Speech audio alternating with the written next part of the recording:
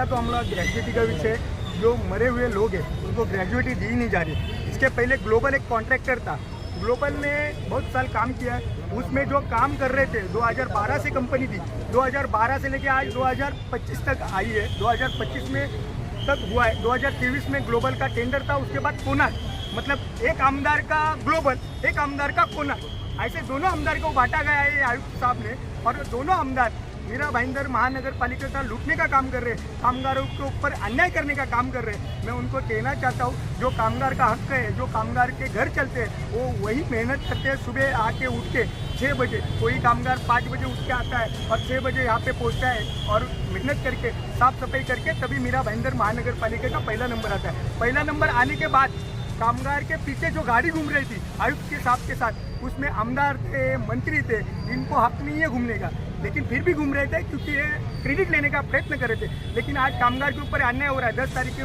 पहले पगार देने का GR निकला है, लेकिन आज तक सफाई कामगार हो, तुम्हारे इधर अग्निशामक जो कामगार है उनको 3-3 महीने का पगार दिया नहीं जाता है। मतलब इतनी बुरी हालत महानगर पालिका के जो भी ठेकेदार है उनके और जो अधिकारी उनकी मिलीजुली सरकार है, उनका बिल निकलने का कारण है कि हम तुमको नीचे से पैसा देंगे, तुम हमारा चेक निकालो, यही काम चल रहा है। इसके ऊपर आप उपाय क्या बताएंगे, क्या करना चाहिए नगर पालिका को? नगर पालिका को ये करना चाहिए, जो कामगार है उनका खाते, अब इसके पहले आपने देखा रहेगा भ्रष्टाचार ओपन हुआ था, वो भ्रष्टाचार में लोगों को खाते में पैसा दिया जा रहा था, लेकिन उसका स्टेटमेंट डमी बना के ये आयुक्त को दिखाया और वहाँ से बिल निकाला है। उसकी चौकसी चल रही है, उनके ऊपर गुना दाखिल है। अगर ऐसा कोई ठेकेदार कर रहा है तो उनको महाराष्ट्र नवनिर्माण सेना अपनी स्टाइल से काम करके दिखाएगी। अगर इतना सारा भ्रष्टाचार चल रहा है तो आप सरकार से आवाज क्यों लगाते कि इस पर कार्रवाई करने के लिए, अधिकारी को निलंबित करने के लिए? जो सरकार आया है भ्रष्टाचार मुक्त करने के लिए आया है, लेकिन उनके कार्यकाल में भ्रष्टाचार हो रहा है, तो कौन सा काम होने वाला है? ये मिलीजुली सरकार है। मैंने क्या बोला आपको, ये मिलीजुली सरकार है। यहाँ पे जो सरकार है और ये अधिकारी है,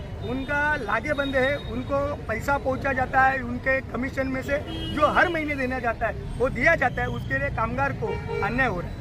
तो कामगार को न्याय कैसे मिलेगा? महाराष्ट्र नवनिर्माण सेना क्या करेगी आगे? अरे एक ही तो पार्टी है ना, महाराष्ट्र नवनिर्माण सेना। इतने सब विषय होते हैं, कभी आपको भारतीय जनता पार्टी दिखती है, कभी शिंदे गट की शिवसेना दिखती है, कभी उबाटा दिखता है, एक ही दिखती है महाराष्ट्र नवनिर्माण सेना। और महाराष्ट्र नवनिर्माण सेना सामान्य लोगों के लिए रास्ते पे उतरने का काम करते हैं, और आज भी कामगार के लिए हम लोग रास्ते पे उतरे।